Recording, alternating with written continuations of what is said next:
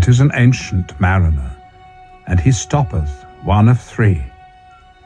By thy long grey beard and thy glittering eye, now wherefore stoppest me?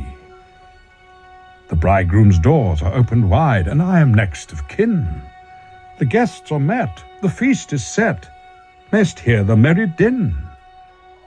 But still he holds the wedding guest. There was a ship, quoth he.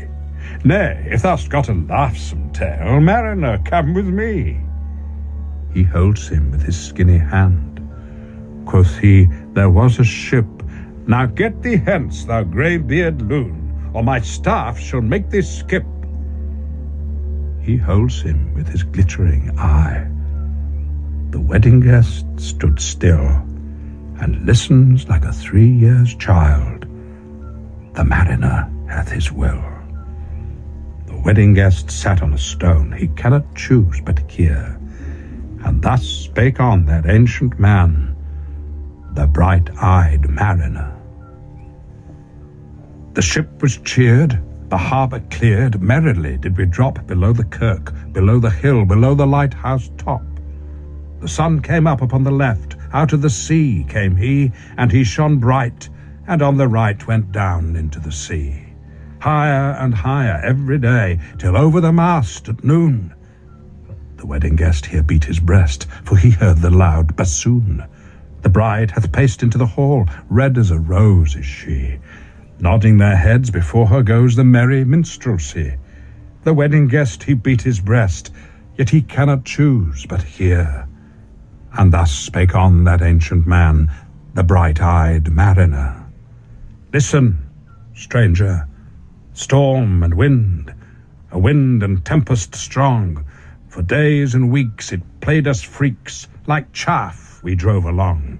Listen, stranger, mist and snow, and it grew wondrous cold. And ice mast high came floating by, as green as emerald. And through the drifts, the snowy cliffs did send a dismal sheen. Nor shapes of men nor beasts we ken, the ice was all between. The ice was here, the ice was there, the ice was all around. It cracked and growled and roared and howled, like noises in a swound. At length did cross an albatross, thorough the fog it came. And an it were a Christian soul, we hailed it in God's name. The mariners gave it biscuit worms, and round it flew. The ice did split with a thunder fit, the helmsman steered us through. And a good south wind sprung up behind, the albatross did follow. And every day for food or play came to the mariner's hollow. In mist or cloud, on mast or shroud, it perched for vespers 9, whiles all the night through fog smoke white glimmered the white moonshine. God save thee, ancient mariner, from the fiends that plague thee thus. Why look'st thou so? With my crossbow I shot the albatross. The sun came up upon the right, out of the sea came he, and broad as a weft upon the left went down into the sea. And the good south wind still blew behind, but no sweet bird did follow, nor any day for food or play came to the mariner's hollow. And I had done an hellish thing, and it would work 'em woe, for all averred I had killed the bird that made the breeze to blow. Not dim nor red, like God's own head, the glorious sun uprist. Then all averred I had killed the bird that brought the fog and mist. 'Twas right, said they, such birds to slay that bring the fog and mist. The breezes blew, the white foam flew, the furrow followed free.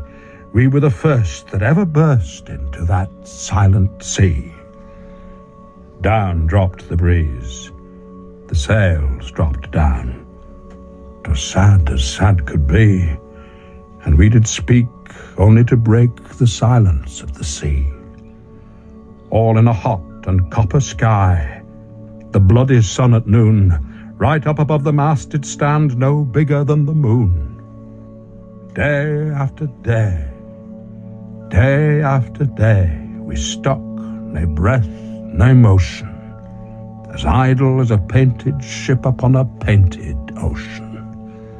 Water, water everywhere, and all the boards did shrink. Water, water everywhere, nae any drop to drink. The very deeps did rot. O Christ, that ever this should be. Yea, slimy things did crawl with legs upon the slimy sea. About, about in reel and rout, the death fires danced at night.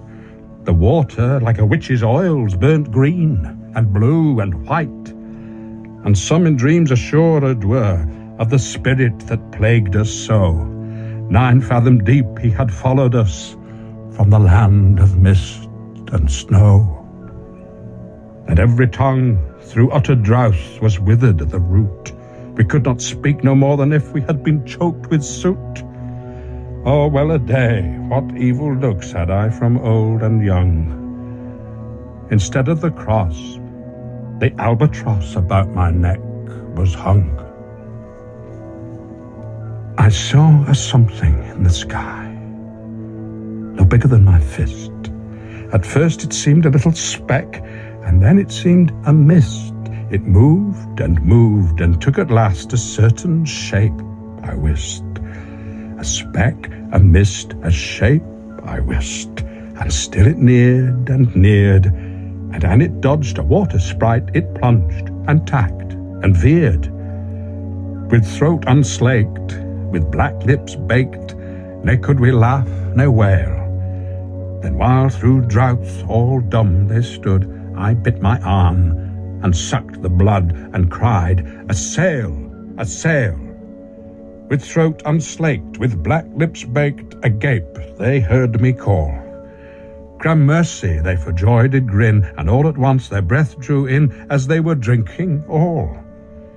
She doth not tack from side to side, hither to work us wheel, withouten wind, withouten tide, she steadies with upright keel. The western wave was all aflame, the day was well nigh done. Almost upon the western wave rested the broad bright sun, when that strange shape drove suddenly betwixt us and the sun. And straight the sun was flecked with bars. Heaven's mother sent us grace, as if through a dungeon grate he peered with broad and burning face. Alas, thought I, and my heart beat loud, how fast she nears and nears. Are those her sails that glance in the sun like restless gossamers? Are these her naked ribs, which flecked the sun that did behind them peer? And are these two all the crew? That woman and her fleshless fear? His bones were black, with many a crack, all black and bare, I ween, jet black and bare, save where with rust of mouldy damps and charnel crust they're patched with purple and green. Her lips are red, her looks are free, her locks are yellow as gold, her skin is white as leprosy, and she is far like her death than he, her flesh makes the still air cold. The naked hulk alongside came, and the twain were playing dice. The game is done, I've won, quoth she, and whistled thrice. A gust of wind stirred up behind, and whistled through his bones, through the holes of his eyes and the whole of his mouth, half whistles and half groans. With never a whisper in the sea, off darts the spectre ship, while clomb above the eastern bar the horned moon, with one bright star almost atween the tips. One after one by the horned moon, listen, O stranger, to me. Each turned his face with a ghastly pang, and cursed me with his ee. 4 times 50 living men, with never a sigh or groan, with heavy thump, a lifeless lump, they dropped down, one by one. Their souls did from their bodies fly, they fled to bliss or woe. At every soul it passed me by like the whiz of my crossbow. I fear thee, ancient mariner, I fear thy skinny hand, and thou art long and lank and brown, as is the ribbed sea sand. I fear thee and thy glittering eye, and thy skinny hand so brown. Fear not, thou wedding guest, this body dropped not down. Alone, alone, all alone on the wide, wide sea. And Christ would take no pity on my soul in agony.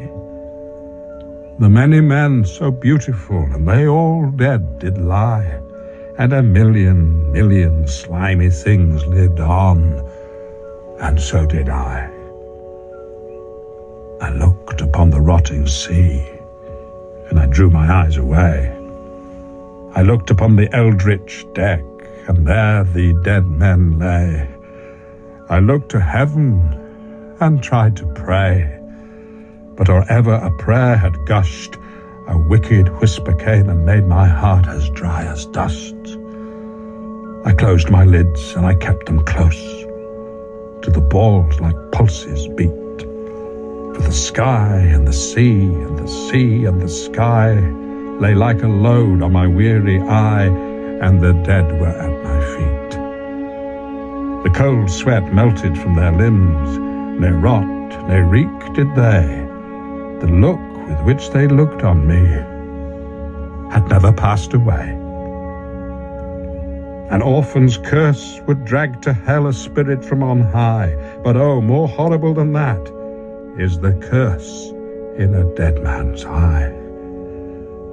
7 days, 7 nights I saw that curse, and yet I could not die.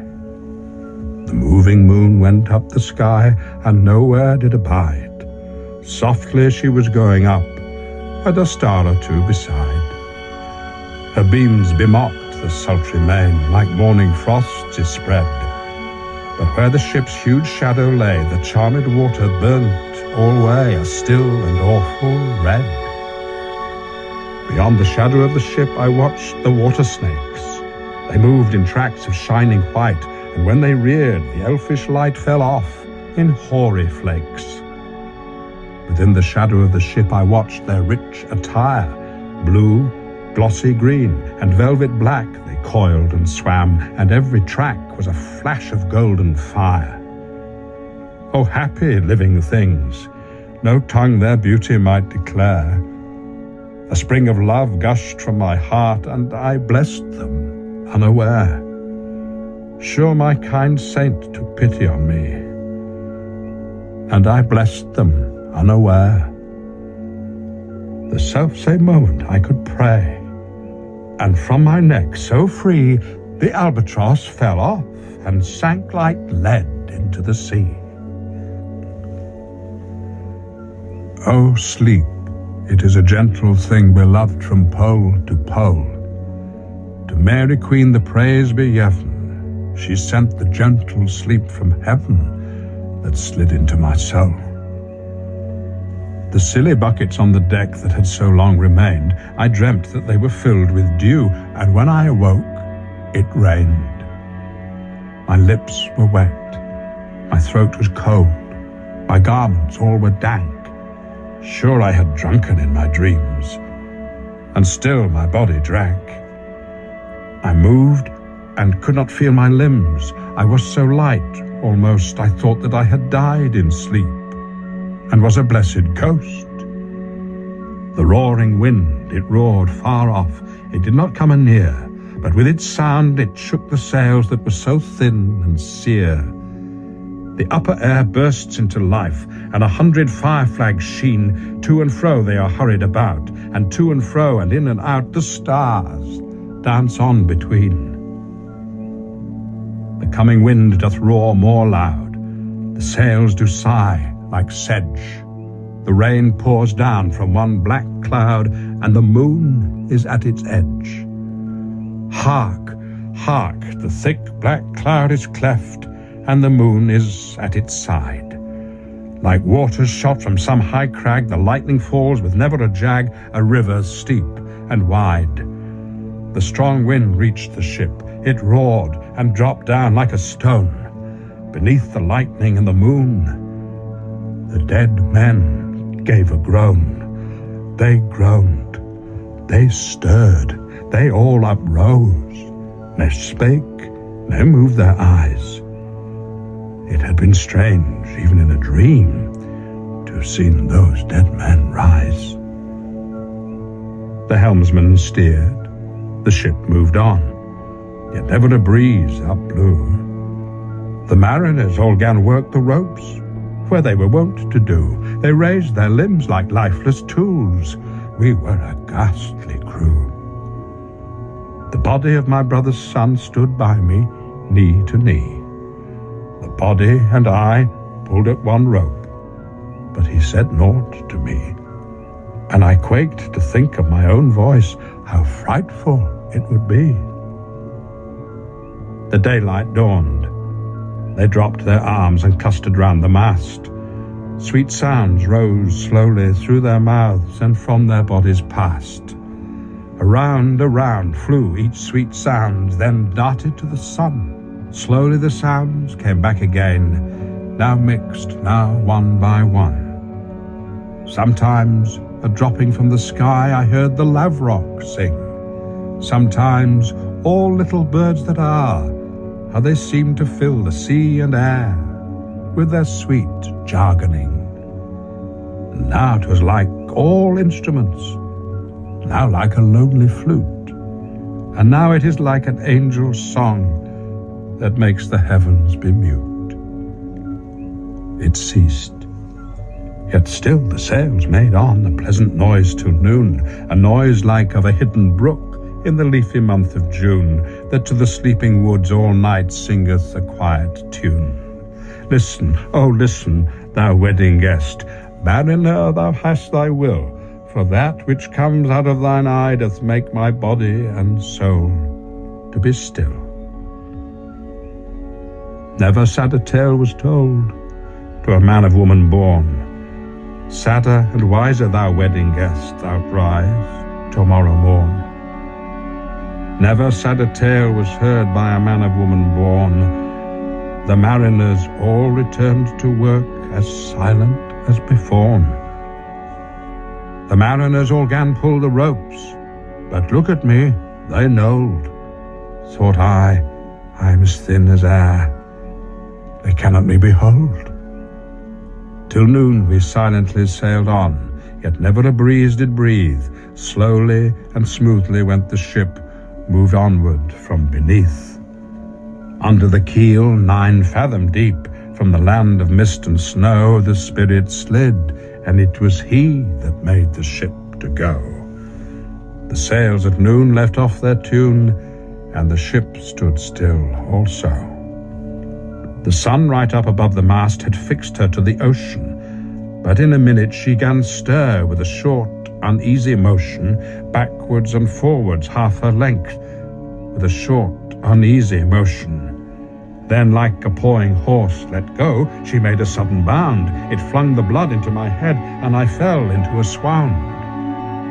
How long in that same fit I lay, I have not to declare, but ere my living life returned, I heard, and in my soul discerned, 2 voices in the air. Is it he, quoth one, is this the man? By him who died on cross, with his cruel bow he laid full low the harmless albatross.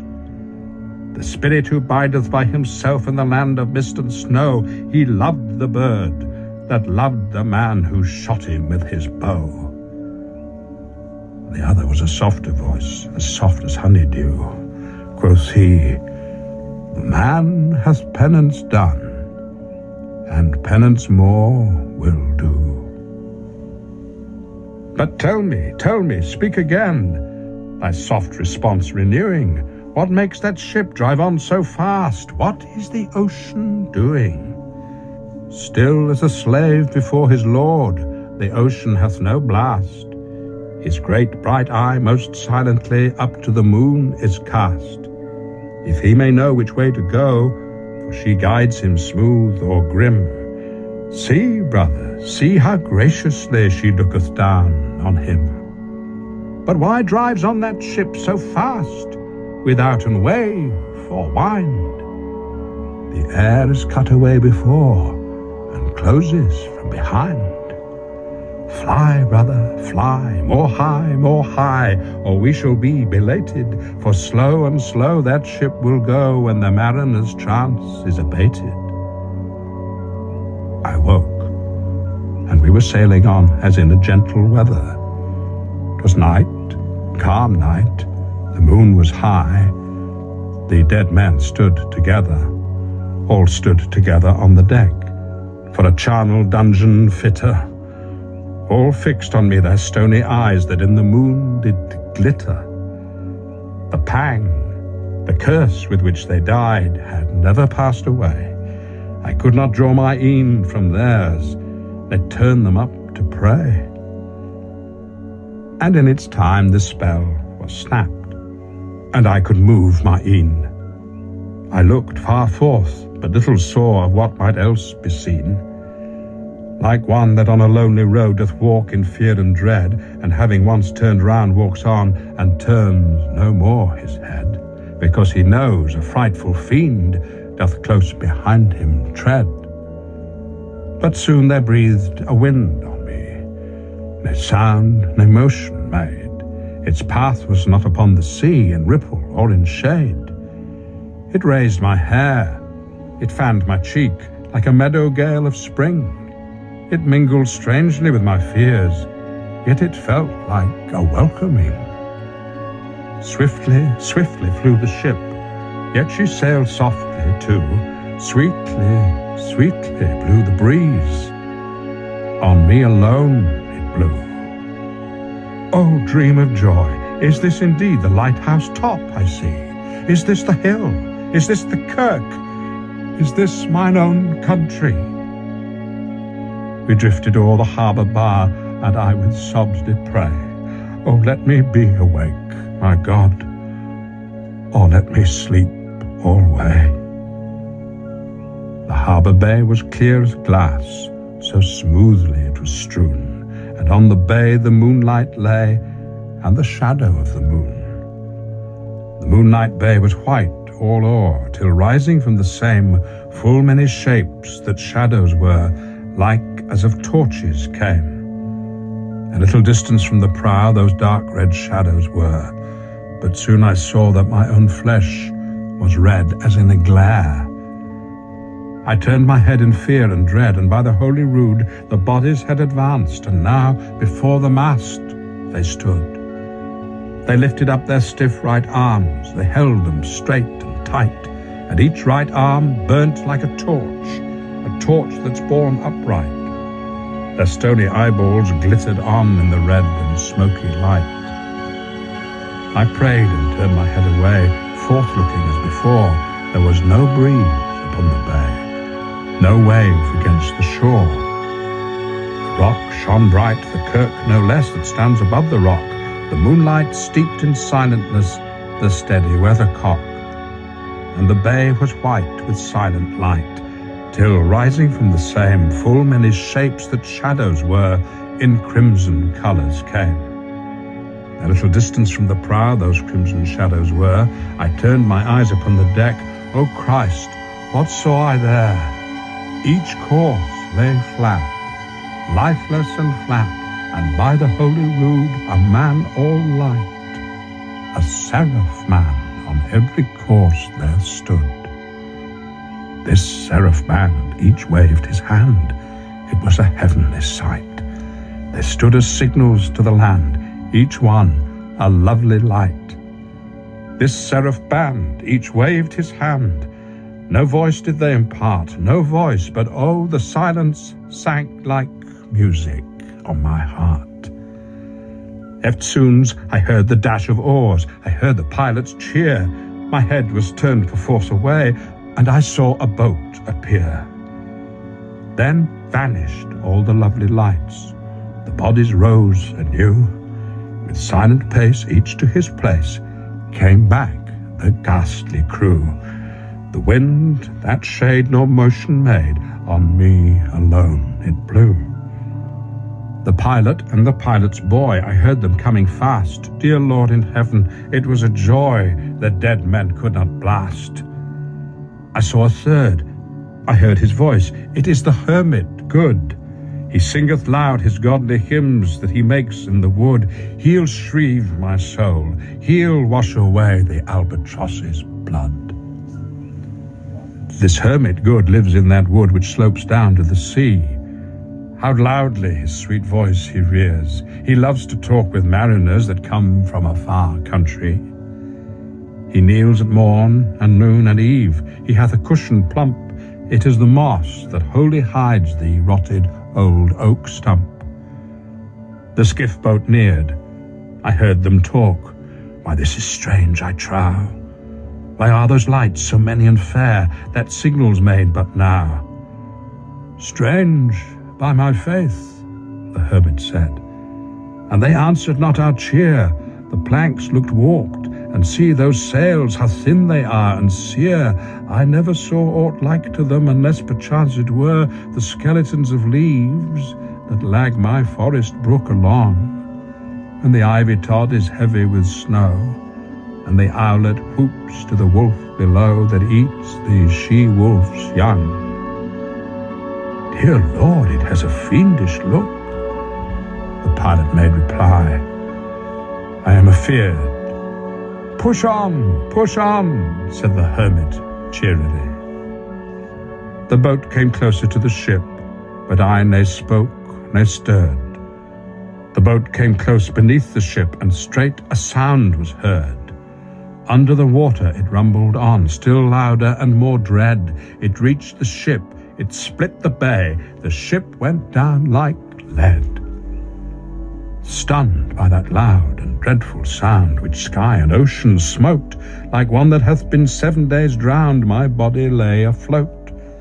But swift as dreams myself I found within the pilot's boat. Upon the whirl where sank the ship, the boat spun round, and all was still, save that the hill was telling of the sound. I moved my lips. The pilot shrieked and fell down in a fit. The holy hermit raised his eyes and prayed where he did sit. I took the oars. The pilot's boy, who now doth crazy go, laughed loud and long, and all the while his eyes went to and fro. Ha, ha, quoth he, full plain I see, the devil knows how to row. And now all in my own country I stood on the firm land. The hermit stepped forth from the boat, and scarcely he could stand. Oh, shrieve me, holy man. The hermit crossed his brow. Say, quick, quoth he, I bid thee say, what manner man art thou? Forthwith this frame of mine was wrenched with a woeful agony, which forced me to begin my tale, and then it left me free. Since then, at an uncertain hour, now oft times and now fewer, that anguish comes and makes me tell my ghastly aventure. I pass like night from land to land. I have strange power of speech. The moment that his face I see, I know the man that must hear me. To him my tale I teach. What loud uproar bursts from that door? The wedding guests are there. But in the garden bower the bride and bridemaid singing are, and hark the little vesper bell, which biddeth me to prayer. O wedding guest, this soul hath been alone on a wide, wide sea. So lonely 'twas that God himself scarce seemed there to be. O sweeter than the marriage feast, 'tis sweeter far to me to walk together to the kirk with a goodly company. To walk together to the kirk, and all together pray, while each to his great Father bends, old men and babes, and loving friends, and youths, and maidens gay. Farewell, farewell, but this I tell to thee, thou wedding guest, he prayeth well who loveth well both man and bird and beast. He prayeth best who loveth best all things both great and small, for the dear God who loveth us he made, and loveth all. The mariner whose eye is bright, whose beard with age is hoar, is gone. And now the wedding guest turned from the bridegroom's door. He went like one that hath been stunned, and is of sense forlorn, a sadder and a wiser man. He rose the morrow morn.